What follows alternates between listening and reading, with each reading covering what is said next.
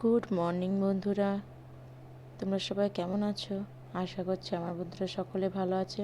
আর আমার চ্যানেলে জানাই সকলকে অনেক স্বাগত, অনেক ভালোবাসা। আমার ব্লগটা আমি আজ এখন থেকে স্টার্ট করছি। এখন ঘড়িতে বাজে 11:30।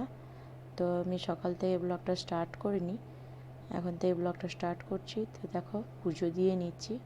সকালের ভোগ লাগানো হয়ে গেছে, আমি দুপুরে পুজোটা দিচ্ছি।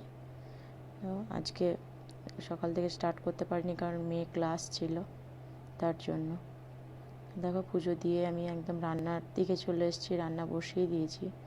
পুজো দেওয়ার আগেই আমি ভাতের জন্য একদম জলটা বসিয়ে দিয়ে গেছিলাম, যাতে আমি এসে চালটা দিয়ে দিতে পারি। দেখো, ভাতটা ওইদিকে বসিয়ে দিয়েছি, আর এদিকে আমি ডালটা, মুগের ডাল করব, তাই ডালটা কড়াইয়ে ভাজার জন্য বসিয়ে দিয়েছি। তো চলো আমি রান্নাটা করে নিই।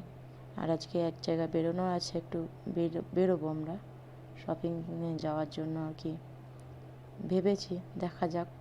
আর ওয়েদারটাও আজকে খুব সুন্দর আছে। তো আমি রান্নাটা করে নিই, তোমরা আমার রান্নাটা দেখতে থাকো।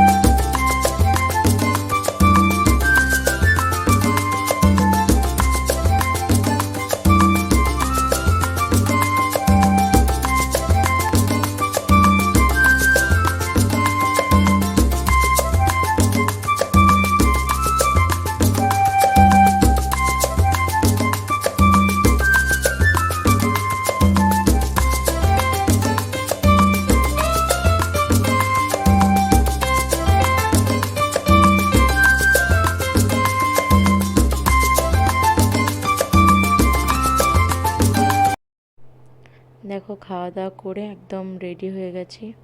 তোমাদেরকে বলেছিলাম না একটু শপিংয়ে যাব, তাই শপিংয়ে যাওয়ার জন্য রেডি হয়ে গেছি। আমি, হাজব্যান্ড আর ছেলে যাব, মেয়েকে রেখে গেলাম ওখানে ঘরে। তো চলো যাওয়া যাক। আর কি বলতে, যে না, ওয়েদারটা খুব সুন্দর, রোদও হয়েছে। তো দেখো, শপিংয়ে চলে এসেছি। আর এখানে না আমি বেশি শ্যুট করতে পারিনি, যেটুকু শ্যুট করেছি তোমাদেরকে দেখাচ্ছি। আর শপিংটাও বড়, সব কিছুই পাওয়া যায় এখানে, যেটা নেবে আর কি সবই পাওয়া যায়, কিন্তু প্রচণ্ড হাই রেঞ্জ সব কিছুই। তো ওরই মধ্যে টুকটাক শপিং করে নিয়ে এসেছি, তোমাদেরকে পরে দেখাবো শপিংয়ে কী নিয়েছি না নিয়েছি। তো দেখো, বাড়িও চলে এসেছি। চলে আসার পরে ছেলে ঘুমিয়ে গেছে, আর হাজব্যান্ড চলে গেছে ডিউটি। ওই চাটা করে দিয়েছি, ও ডিউটি চলে গেছে। আর আমি আমার ঘরের কাজগুলো সেরে নিই। তো মেয়েকেও দুধটা দিয়ে দেবো, ছেলের দুধ, মানে ছেলে যেটা খায় সেটা খাবারটা করে রাখবো। আর যে টুকটাক কাজগুলো আছে সে কাজগুলো সেরে নিই। তো সাথে থাকো। তো তোমাদের সঙ্গে কাজটা সেরে আবার আসছি, কেমন?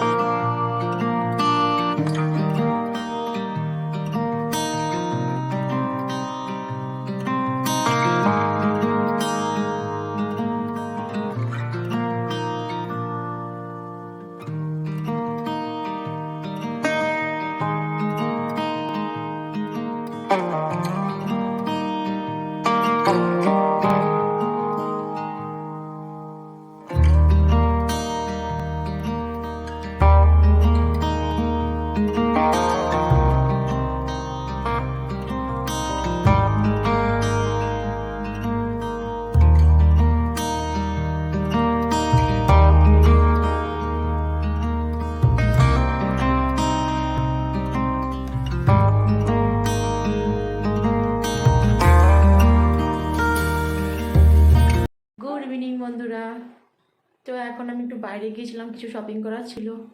শপিং করে এসে নিজের ড্রেস চেঞ্জ করে নিয়েছি, কিছু কাজগুলো ছিল সেই কাজগুলো কমপ্লিট করে নিলাম। এখন ছেলে ঘুমাচ্ছে, ছেলে খাবারটাও করে রেখে দিয়েছি। চলো আজ পুডিং বানাবো, তো তোমাদেরকেও ভাবলাম শেয়ার করি। তো চলো বন্ধুরা কিচেনে। তো দেখো পুডিং বানানোর জন্য আমি দুধটা একদম ঘন করে নিয়েছি, আর ওটা আমি ঢাকা দিয়ে সরিয়ে রাখলাম। আর কড়াইটা বসিয়ে দিলাম। আমি ভাবছি আজকে ব্রেডেরই পুডিং বানাবো। ব্রেড ছিল ঘরে, তাই ব্রেডেরই পুডিংটা বানাবো। আর আমার মেয়ে এরকম ব্রেডটা খায় না, কিন্তু পুডিং বানিয়ে দিলে তখন খায়। তো দেখো ব্রেডের পুডিংটা কীভাবে বানাই তোমাদেরকে দেখাচ্ছি। আমি সিম্পলভাবেই বানাবো, সেরকম কিছুই না। আর কাস্টার্ডও সেরকম নেই আমার কাছে, 2 চামচ মতো আছে, তো ওটা দিয়েই বানাবো। তো দেখতে থাকো পুডিংটা কীভাবে বানায়। দেখো বানাবার জন্য আমি ব্রেডগুলো নিয়ে নিচ্ছি। আমি 4 পিস ব্রেড নিলাম, আর ব্রেডগুলোকে আমি করে নেবো, কেটে নেবো। দেখো টুকরো টুকরো করে কেটে নেবো, চৌকা করে। দেখো আমি এরকমভাবে কেটে নিলাম। আর ব্রেডের পুডিং খেতেও ভালো লাগে।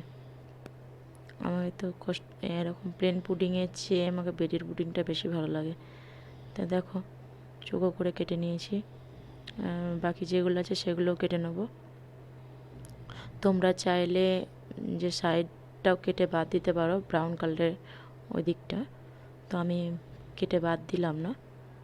তো দেখো কড়াইটাও বসিয়ে দিয়েছি, আর এটাতে ঘিও দিতে পারো, একদম প্লেন ঘিতেও ভাজতে পারো, বা তেল আর ঘি একসাথেও ভাজতে পারো। দিয়ে আমি দেখো তেল আর ঘি একসাথে দিয়ে ভেজে নেব। আর ব্রেডগুলো ব্রাউন কালার যতক্ষণ না হবে ততক্ষণ তোলা যাবে না। ব্রাউন কালারটা চলে আসার পরে ব্রেডগুলো তুলে নিতে হবে। আমি যেহেতু ইন্ডাকশানে করছি তার জন্য একদম স্লো দিয়ে করছি, হিট বেশি দিলে এটা পুড়ে যেতে পারে। তো দেখো আমি স্লো হিট দিয়ে একদম ব্রাউন করে এগুলোকে পুরোটাই ভেজে নেব।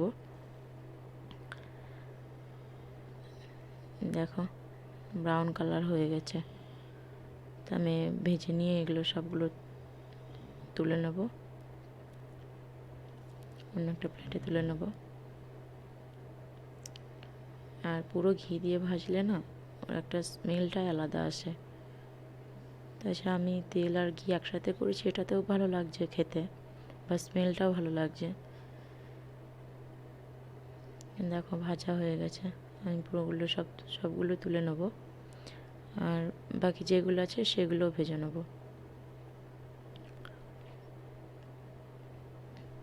দেখো একদম পুরো ব্রাউন কালার হয়ে গেছে।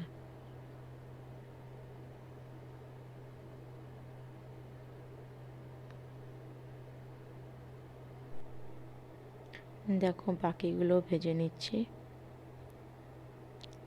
তো বাকিগুলো ভেজে নেওয়ার পরে ব্রাউন কালার হলেও এগুলো তুলে নেব আমি। দেখো ব্রাউন কালার হয়ে গেছে, আমি এগুলো তুলেও নিয়েছি। এরপরে আমি আবার আরেকবার দুধটা বসিয়ে দেবো, চিনি দিয়ে ওটাকে একবার ফুটিয়ে নেব।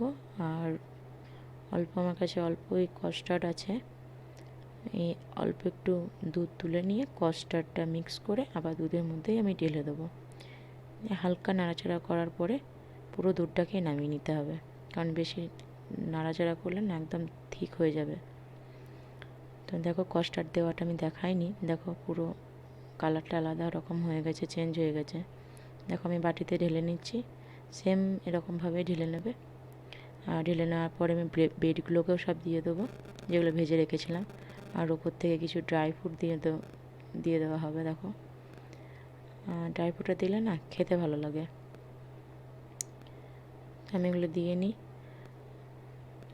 দিয়ে নেওয়ার পরে আর চিনিটা নিজেদের যতটা মিষ্টি খাও সেরকমভাবে দেবে, এটা খেতেও ভালো লাগে। তো তোমরা ট্রাই করতে পারো। তো এই ভিডিওটা যদি ভালো লেগে থাকে তো একটা কমেন্ট করো আর লাইক করো, আর আমার চ্যানেলে সাবস্ক্রাইব করে দিও। তো আজকের মতো বন্ধুরা টাটা।